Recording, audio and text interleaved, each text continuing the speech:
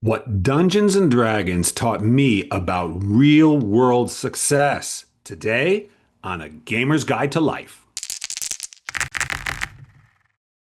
Hi, I'm Bill Kenower, award-winning game writer, author, and creativity coach.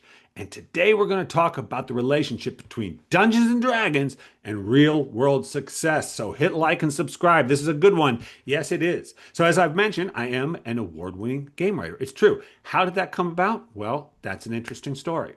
I should say I've always wanted to be a writer, creative writer. It was the only plan I really had all my life. But at a certain point in my 30s, I had kids, I got a house, but I'm not having any success. I'm writing every day, but I'm working in restaurants to support my family. And I would write fiction and I'd get close. I wasn't selling them, they'd be so close, but it wasn't working. Blah, blah, blah. It was, very frustrating, a lot of rejection, a lot of disappointment, but I was toiling away, doing the thing. Meanwhile, of course, I had played D&D for years growing up, but at this point in my 30s, early 30s, I was not currently playing it. But one day, I'm talking to one of the server assistants at the restaurant, busboys.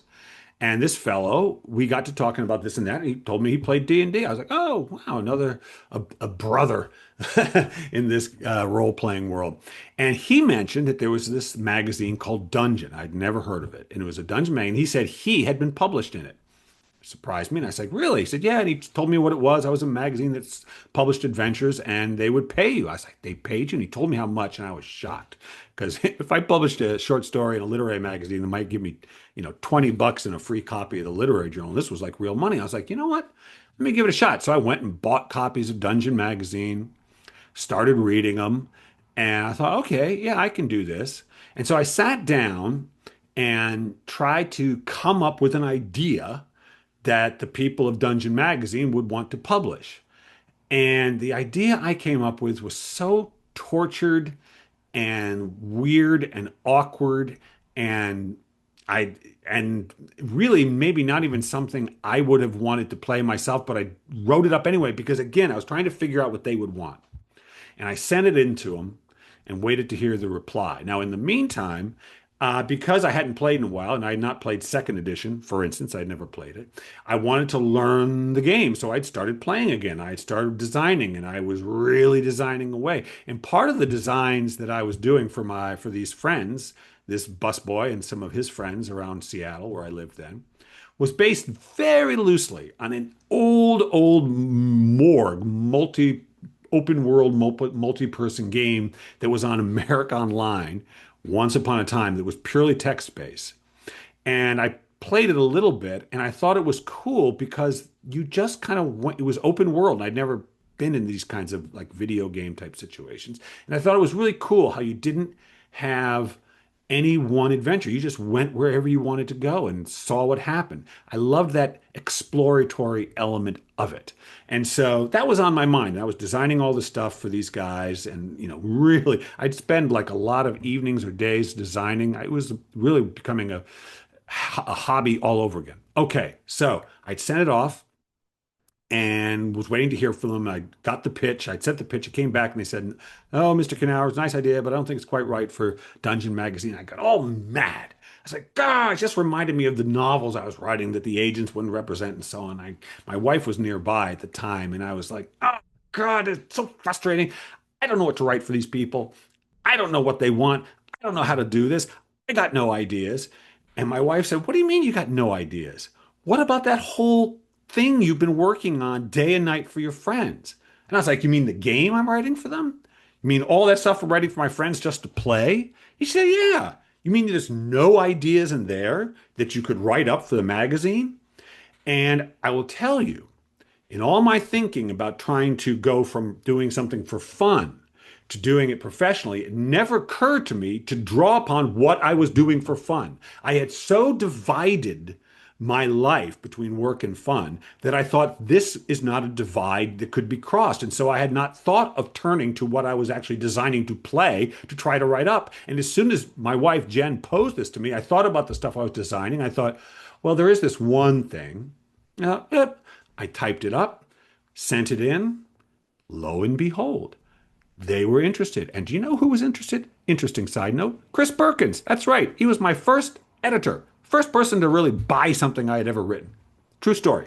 And so, okay, I sent it in, and oh my friends, that was one exciting moment. I remember sitting down to work on this thing. They wanted it. I was going to sell it. And I didn't care that it wasn't a short story in the New Yorker. I was selling something to someone that they wanted, and I got to write it up. And suddenly, these books that I would turn to for play and flip through and memorize, suddenly this was real, this was professional, but it was all based on this thing I love to do. So I wrote the thing up, sent it in. They said yes. And man, when they published it and I got that first magazine, they send you a copy, and I flipped through it and saw my adventure in there that someone else had drawn the maps for and someone else had illustrated. I loved the cooperative nature of the publication, and I thought, this is the coolest frickin' thing there is to see your work out there, and now someone else is playing it and someone else is having fun with it. It was great. And so I wrote another one for them. And then a little after that, I met a guy who started Necromancer Games. He was in Seattle, Bill Webb, and I started writing for him. And the first adventure I wrote, which was based on that America Online text-only adventure game, I wanted to write something big without one big story in it. Instead, a bunch of things that you could, where the players could go wherever they wanted to go. I was getting passionate about players having options.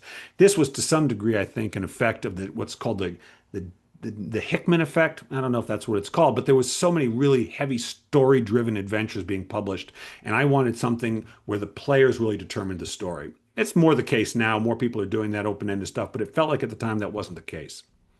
And so I wrote these two adventures for Necromancer Games, which is now Frog God Games, but they wrote those for Necromancer Games. They won any awards for Best Adventure of the Year when I published them. One was called The Vault of Laren Carr. That was the first one, and the second one was called The Lost City of Baracus. And I mention that because the both those adventures were based on this idea I had about the freedom of the players that I had become sort of consumed with. And I really believed in it. It was a passion of mine. And I got to write adventures. I got to write the adventures that I would want to play. And when I wrote the adventures that I would want to play, not the adventures that I thought they wanted to publish, not the adventures that I thought other people wanted to play, no, the adventures I wanted to play, the adventures I wanted to run. And when I wrote those, they were the best adventure of the year. What do you know? Right? And I thought about this and thought about this as I looked at my books. And I realized at some point when I was writing all these novels that were perfectly good, because I'm a skilled writer, but that's not enough. I will tell that to you. You got to be more than skilled. You got to be passionate. And I realized I wasn't really passionate about the novels. What I was passionate about, I would come to find out, was nonfiction, creative nonfiction, memoir, spiritual self-help, this sort of thing. And so I pivoted away from fiction to nonfiction, and I began to have success with that. Now, the reason I mentioned Dungeons and Dragons all this is because it was what taught me the relationship between fun and success. That success was not, in fact, a consequence of just hard work. Success in the real world, the grown-up world, the world where they pay you to do stuff and all that kind of thing. Where I wanted to have success, by the way. I began to see from Dungeons and Dragons where I took my passion for fun and translated into something for which I was paid, I had success. And I said, how can I do that with this other kind of work? And so I found the thing that I was passionate about, the thing I would talk to people about for free. All the work I do as a creative coach and as a memoirist and as a teacher, all of it I would do for free because I just love it, because I believe in it. I just happen to get paid for it now. Just as I once upon a time would, of course, play D&D for free. And then I took it and I found out how I could make a living off of it. Pursue your passions, people. You may not get paid for it right away, but whenever you're passionate about something, that's when you're at your best. And you're always going to be passionate about what you have fun in doing. Again, D&D teaches us to have fun. It teaches us that fun frickin' matters. It does matter. You know? Do you ever want to stop having fun? I don't. Do you ever want to not have fun? I don't. Sometimes you're not having fun, but there's never a reason to stop if you are enjoying yourself. What are we here for, huh? Just to mute, just to toil and earn money and make babies? No, no, no, no. No, our passions are an expression of who we really are, and that's when you're at your best. So learn it from D&D, people. It's as good a place as any. You may not make a living doing D&D. You don't have to. And I thought about it, by the way. I thought about saying, hey, maybe I should just do D&D for a living. But because Wizards of the Coast was right here in Seattle, and I worked there briefly a little bit, but I realized, no, no, as much as I love the game, it isn't enough for me. It's not enough for me in total, but that's okay. That's okay. I still learn from it and I still play it and I still make these videos. But for you, whatever it is, having fun with D&D, that teaches you the value of fun. Seek it in your life. Seek it in everything you do because your passions, your fun, your excitement, your enthusiasm, your curiosity, that is where you are at your best. And when you're at your best,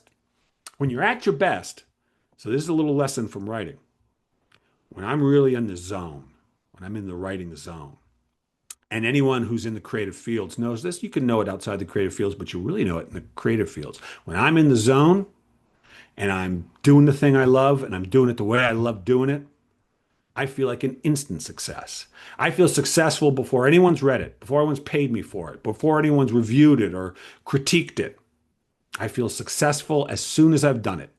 It's instant success, instant reward, instant payoff. Just like when you're playing D&D, you have fun when you're having fun and the reward is right there. That's right. That's right. So that is what Dungeons and Dragons can teach you and me, all of us, about the real route to success. That's right. So until next week, hit like and subscribe. And this is Bill Kenower. Keep rolling dice. Keep having fun.